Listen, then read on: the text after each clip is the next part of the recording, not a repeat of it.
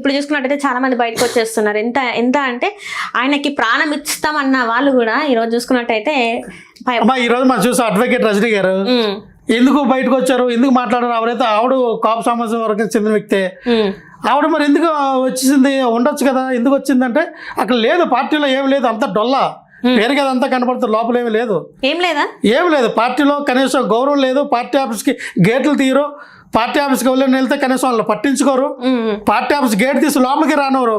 ఒకసారి మంగళగిరి వెళ్ళండి తెలుస్తుంది. ఈవెన్ ఈ రోజు చూస్తే వైఎస్ఆర్ కాంగ్రెస్ పార్టీలో జగన్మోహన్ రెడ్డి గారి పార్టీ ఆఫీస్కి వస్తే ప్రతి వారం కూడా 2000 మందిని కలుస్తారు జగన్మోహన్ రెడ్డి గారు. ప్రతి వారం 3 రోజులు కార్యకర్తలు నాయకులు కలవడానికి జగన్మోహన్ రెడ్డి గారు వస్తారు. మీరెందుకు బయటకు వచ్చారు జనసేన పార్టీ నుంచి? ఎస్, నేనంటే నా భావజాలను ఈయన చెప్పినప్పుడు నేను అట్రాక్ట్ అయ్యారు, బాగా అట్రాక్ట్ అయ్యాను. ఎందుకు అట్రాక్ట్ అయ్యానంటే ఈయన అంబేద్కర్ వాదం చెప్తా ఉన్నాడు, అలాగే ఏవైతే కమ్యూనిస్ట్ భావజాలు అని చెప్తా ఉన్నాడు. స్వతహా నాకు కమ్యూనిస్ట్ భావజాలు నావైతే సిపిఎం లాంటి భావజాలు కొంచెం ఆవేశపడి కొంచెం నాకు వాళ్ళ భావజాలను అంటే నాకు ఇష్టం. నా పోరాట తత్వం చేసే మనస్తత్వం అది. సో పవన్ కళ్యాణ్ కనబడుతున్నాయి, మనం పోరాటం చేయొచ్చు అని అనుకున్నాం. రాను ఏమైనా అంటే అవి ఏమి కాదు, నాది నా అయ్యే తత్వం కాదు బాబు, నా తత్వం అంట చంద్రబాబు నాయుడు తత్వం. ప్రశ్నించడానికి వచ్చిన పవన్ కళ్యాణ్ అసలు యాక్చువల్ ఇప్పుడు ఏంటంటే ఎవరైతే ప్రశ్నించడానికి పెట్టినటువంటి పార్టీ ఆయన ప్రశ్నిస్తే పార్టీ నుంచి బయటకు వెళ్ళిపోమన్నాడు, గెట్అవుట్ అంటాడు పార్టీ నుంచి. మీరు ఎవరు ప్రశ్నిస్తే మాత్రం నా పార్టీ నుంచి గెట్అవుట్ అంటాడు. మరి ఇంకేముంటారు అంటే ఊరాళ్ళు బయట వాళ్ళందరూ ప్రశ్నించవచ్చు, ఆయన మాత్రం ప్రశ్నించకూడదు. ఒకటమ్మా, ఇదే జగన్మోహన్ రెడ్డి గారిని వైఎస్ పార్టీని నువ్వు ప్రశ్నించావు, నువ్వు ఈ రోజు ఎందుకు చంద్రబాబు నాయుడిని ప్రశ్నించలేకపోతున్నావు? అరే బాబు, కల్తీ జరగలేదు, కల్తీ జరిగిందని నువ్వు ఎందుకు ప్రసారం చేస్తావు? ప్రశ్నించాలి కదా. ఆడపిల్లలకు రక్షణ లేదు, ల్యాండ్ ఆర్డర్ ఫెయిలియర్ అయిందని నువ్వు ప్రశ్నించాలి కదా. ఎందుకు ప్రశ్నించలేకపోతున్నావు?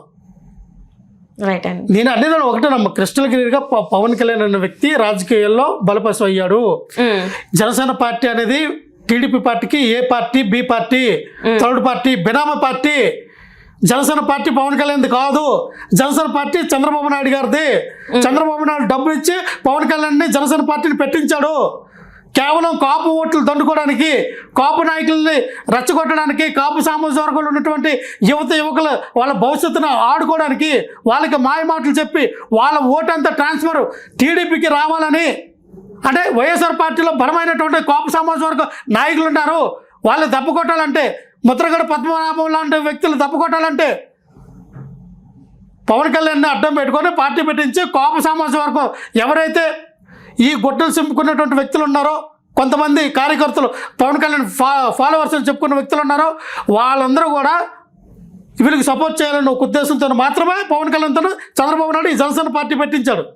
పవన్ కళ్యాణ్ పార్టీ అయితే ఆయన స్వయంగా ఆలోచిస్తాడు కదా. ఒకళ్ళ మీద నేనున్నానమ్మా, నేను డిఫెండ్ అవ్వను కదా. ఒకళ్ళ మీద నేను ఎందుకు డిఫెండ్ అవ్వాలి? నా స్వతంగా నేను పార్టీ పెట్టినప్పుడు నా ఐడియాలజీ మీద నడాలి పార్టీ. చంద్రబాబు నాయుడు ఐడియాలజీతో నువ్వు నడుస్తున్నావు అంటే అర్థం ఏంటి? లేదా బీజేపీ ఐడియాలజీతో నువ్వు నడుస్తున్నావు అంటే అర్థం ఏంటి? ఈ రోజున జగన్మోహన్ రెడ్డి గారు పార్టీ పెట్టి 2011లో ఇప్పుడు సొంతంగా ఆయన ఐడియాలజీ 2 సార్లు ప్రతిపక్షం, ఒకసారి అధికారంలో ఉన్నాం. ఏ రోజున కూడా జగన్మోహన్ రెడ్డి గారు ఎవరు ఐడియాలజీ మాట్లాడాల. తన ఉన్నటువంటి ఐడియాలజీతో తను ఏం చేయాలనుకున్నాడో చాలా స్పష్టంగా ప్రజలకు అర్థం అవ్వాలి, ప్రజలకు వెళ్ళాలి, మనం అనుకున్న టార్గెట్ రీచ్ అవ్వాలని ఆలోచన విధానంతో ఉన్నారు. కులాల మధ్య మతాల మధ్య చిచ్చుపట్టే కార్యక్రమం చేయాల. వీళ్ళుగా దౌర్భాగ్యమైనటువంటి రాజకీయాలు జగన్మోహన్ రెడ్డి ఎప్పుడు దిగబడలా. యాస్ని ఇప్పుడు చాలా ప్రౌడ్గా ఫీల్ అవుతా. వైఎస్ఆర్ కాంగ్రెస్ పార్టీలో వచ్చినందుకు జగన్మోహన్ రెడ్డి గారు లాంటి ఒక ఉన్నతమైన ఒక నాయకుడు సమక్షంలో నేను పనిచేస్తున్నందుకు ఆయనకి నా వంతు సహాయంగా నేను ఇటువంటి రకంగా నేను పనిచేస్తున్నాను. నాకు చాలా గౌరవంగా ఉంది. ఎందుకంటే ఇక్కడ ప్రజాస్వామ్యం ఉంది, అన్ని కులాలకి మతాలకి సమానమైనటువంటి హక్కులు ఉన్నాయి, వాళ్ళకి మంచి పొజిషన్లో ఉన్నారు, మంచి రకంగా ఆదుకుంటూ ఉన్నారు జగన్మోహన్ రెడ్డి గారు. అందరినీ ఒకలాగే చూస్తారు, ఏ కులానికి ఎక్కువ ప్రాధాన్యత ఇవ్వరు, అన్ని కులాల మతాలు సమానంగా చూస్తారు. నాయకుడు అంటే ఆ రకంగా ఉండాలి. పవన్ కళ్యాణ్ గారికి ఎక్కడ? పవన్ కళ్యాణ్ గారికి దళితులంతా పడదు, పవన్ కళ్యాణ్ గారికి ఎస్సీ సామాజిక వర్గాలంటే పడదు, దగ్గరికి రానివ్వరు. మరి ఎక్కడుంది చూపొచ్చండి. జనసేన పార్టీలో ఒక బలమైన ఎస్సీ క్యాండిడేట్ పేరు చెప్పనండి, ఒక బలమైన బీసీ నాయకుడి క్యాండిడేట్ పేరు చెప్పండి, ఒక బలమైన ఇంకా అదర్ క్యాస్ట్ పేరు చెప్పమనండి. అంతా ఆయనే కదా. అరవశ్రీధర్ ఏమన్నా? అరవశ్రీధర్ బలమైన క్యాండిడేట్ కాదు. ఆయన ప్రభుత్వం ఇప్పు ఇస్తే ఆయన ఇప్పుకొని తిరుగుతామన్నాడు. ప్రభుత్వం అంటే ఇప్పుకొని తిరిగేమో అనుకుంటున్నాడు. అది కాదు, నేనేదండి అమ్మా, అర్ర శ్రీధర్ అనే వ్యక్తి ప్రెసిడెంట్, ఆ ఊరికి ఏదో ఒకసారి రెండుసార్లు ప్రెసిడెంట్, సర్పంచ్, ఆ ఊరు ప్రెసిడెంట్. అదేదో రూపనందరెడ్డి రూపనందరెడ్డి 70-80 కోట్లు ఖర్చు పెట్టి మనోడిని ఎమ్మెల్యే చేస్తానని వాళ్ళు ఒప్పుకుంటాం అన్నారు. వాళ్ళ ఒక వెళ్ళే మీడియా చెప్తా ఉంది. అది వాస్తవానికి అర్ర శ్రీధర్ అనే వ్యక్తి ఆ ఇంట్లో పనిచేసేవాడు, రూపనందర్ ఇంట్లో పనిచేసేవాడు, వాళ్ళ ఆఫీస్ బాయ్ ఎమ్మెల్యే చేశాడు. ఎందుకు ఈ రూపానందర్ రెడ్డి ఏదైతే వైఎస్ఆర్ పార్టీ నుంచి వెళ్ళి నేనేంటో చూపించాలని టికెట్ తెచ్చుకుని గెలిపించాడు. ఎస్ సామాజిక అమ్మ మనం చూస్తే ఇది ఎస్ సామాజిక వర్గం నుంచి అప్పుడు యనమల భాస్కర్ అనే ఒక క్యాండిడేట్ మన తెలంగాణ ఆంధ్రప్రదేశ్ టీసీఎస్ లో ఒక ఉన్నతమైన పదవిలో టీసీఎస్ లో హెడ్, ఆయనకి రావాల్సిన సీటు ఆయనకి ఆల్రెడీ ఏమంటారు బీఫామ్ ఏదన్నా ఇచ్చారు. లాస్ట్ లో ప్రశ్నించే వాళ్ళు ఎమ్మెల్యే అయితే పవన్ కళ్యాణ్ కు తొక్కలు తీసేస్తారని నన్ను ప్రశ్నించిన నాకు వద్దు, నేను అలా చెప్తే నాకు అలాగే వినాలన్న క్యాండిడేట్ ని అర్ర శ్రీధర్ని పెట్టుకున్నారు వాళ్ళు. యనమల భాస్కర్ అనే వ్యక్తి కొంచెం స్ట్రైట్ ఫార్వర్డ్, ఓపెనుడు, ఎవరినైనా లెక్క చేయని పరిస్థితి, మాటలు ప్రశ్నించే గుణం కనబడుతుంది ఆయన మాట తీరులో కానీ అటు విధానంలో కనబడుతుంది. అంటే ఎస్సీలో ఎవరు అలా ఉండకూడదు అని ఆయన ఉద్దేశం. అంటే ఒక ఎస్సీ క్యాండిడేట్ మమ్మల్ని ప్రశ్నించడం ఏంటి, ఎస్సీ క్యాండిడేట్ మాకన్నా మంచి బట్టలు వేసుకోవడం ఏంటి, ఎస్సీ క్యాండిడేట్ మాకన్నా మంచి 2 కోట్లు 3 కోట్ల కార్లు తిరగడం ఏంటి, తిరగకూడదు. వాళ్ళ ఉద్దేశం అదే కదా. అందుకే కదా యనమల భాస్కర్ టికెట్ ఎందుకు ఇవ్వలేదు.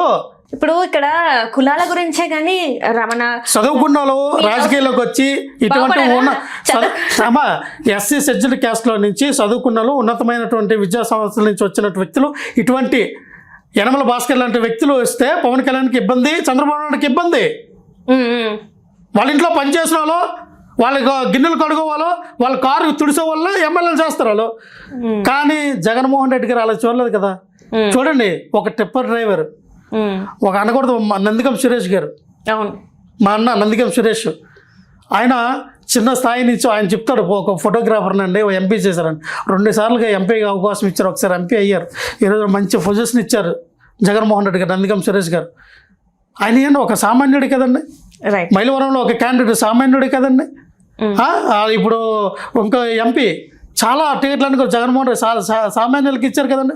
మేము ఎక్కడ ఇలాగా పవన్ కళ్యాణ్ లాగా లేదా చంద్రబాబు నాయుడు లాగా మేము ఆలోచించలేదే. సో ఖచ్చితంగా అందుకనే రాజకీయాల్లో జగన్మోహన్ రెడ్డి గారి లాగా రాజకీయాలు చేయడం నేర్చుకోవాలి. జగన్మోహన్ రెడ్డి గారి లాగా ఇటువంటి విలువలతో కూడిన రాజకీయాలు కానీ, మనుషులకి గౌరవం కానీ ఉన్న నాయకులకి విధానాన్ని చూసుకుంటే ఏ నాయకులైనా ఉంటారు.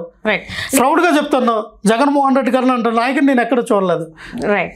సో మొత్తానికి చెప్పండి, ఇప్పుడు మరి మీ కార్యాచరణ ఏంటి నెక్స్ట్? డెఫినెట్గా ఏదైతే వీళ్ళు అబద్ధం ప్రసారం చేస్తూ ఉన్నారో ఇది కొన్ని రోజులు నడుస్తూ ఉంటుంది. వాళ్ళు చేసిన దానికి మేము గట్టిగానే కౌంటర్ ఇస్తాం, గట్టిగానే మేము ఎదుర్కొంటాం, ఎక్కడ తగ్గేది లేదు. ఎందుకంటే సత్యం మా వైపు ఉంది, నిజం మా వైపు ఉంది. వాళ్ళు ఏదైనా అబద్ధం ప్రసారం చేస్తున్నారు, ఖచ్చితంగా దేవుడు వాళ్ళు శిక్షిస్తాడు. ఖచ్చితంగా కోర్టులోనే న్యాయపరంగా కూడా తెలుసుకుంటాం. ఏదేమైనా పార్టీ పరంగానే జగన్మోహన్ రెడ్డి గారు చాలా గ్రామ స్థాయిలో కమిటీలు వేయడం జరుగుతుంది. కింద స్థాయి నుంచి కూడా, గ్రామ స్థాయి నుంచి కమిటీలు కూడా, కింద స్థాయి నుంచి కూడా కమిటీలు గ్రామ స్థాయి, మండల స్థాయి, నియోజకవర్గ స్థాయి, జిల్లా స్థాయి, రాష్ట్ర స్థాయి కమిటీలు కూడా పూర్తవుతూ ఉన్నాయి. 16 నుంచి 18 లక్షల మందికి మేము డిజిటల్లో వాళ్ళకి చేర్పించి వాళ్ళకి ఐడి కార్డులు ఇస్తున్నాం పార్టీ తరపు నుంచి. వాళ్ళు మా పార్టీకి డైరెక్ట్గా గ్రామ స్థాయి కార్యకర్త కూడా సెంట్రల్ ఆఫీస్ నుంచి డైరెక్ట్ కనెక్టివిటీ ఉండాలని ఆలోచన విధానం నిరంతరం ప్రజలకి దగ్గరలో ఉండాలని జగన్మోహన్ రెడ్డి గారు చేస్తూ ఉన్నారు. రేపు 2025 నుంచి మళ్ళీ జగన్మోహన్ రెడ్డి గారు ప్రజల్లోకి రాబోతూ ఉన్నారు. పాదయాత్ర మునిపెనుపుడు చూడనటువంటి పాదయాత్ర జరగబోతూ ఉంది. మనం చూసాం జోగి రమేష్ గారు ఇంటికి వెళ్ళినప్పుడు, అంబటరామ గారు ఇంటికి వెళ్ళినప్పుడు ఎలాగొచ్చారో అంతకు మించి 100 రెట్లు ఎక్కువగా చేయబోతూ ఉన్నారు. ప్రజల్లో ఉంటే జగన్మోహన్ రెడ్డి గారి బలాన్ని ఎవరు ఆపలేరు. ఎలాగంటే ప్రజల్లో ఉంటే జగన్మోహన్ రెడ్డి గారి బలం ఎంత బలంగా ఉంటుందో, నేలలో ఉంటే మొసలి బలం ఎంత బలంగా ఉంటుందో మనందరికీ తెలిసిందే. ఖచ్చితంగా ప్రజలు ఆశీర్వదిస్తారు. రేపు 2029లో కొట్టబోతున్నాం. ఎన్ని సీట్లకైతే మేము పోటీ చేస్తున్నామో అన్ని సీట్లు 175కి అయితే 174 కొట్టే పరిస్థితి ఉంటుంది. 225కి అయితే 224 కొట్టే పరిస్థితి ఉంటుంది. టీడీపీ కూటమి మాత్రం ఒకే ఒక సీట్, అది ఎవరు గెలుస్తుంది అన్నది వాళ్ళే నిర్ణయించుకోవాలి. ఆ ఒక్క సీట్ ఎవరు గెలుస్తారు అది ఖచ్చితంగా జరుగుతుంది. Right sir, right. Thank you so much sir. Thank you.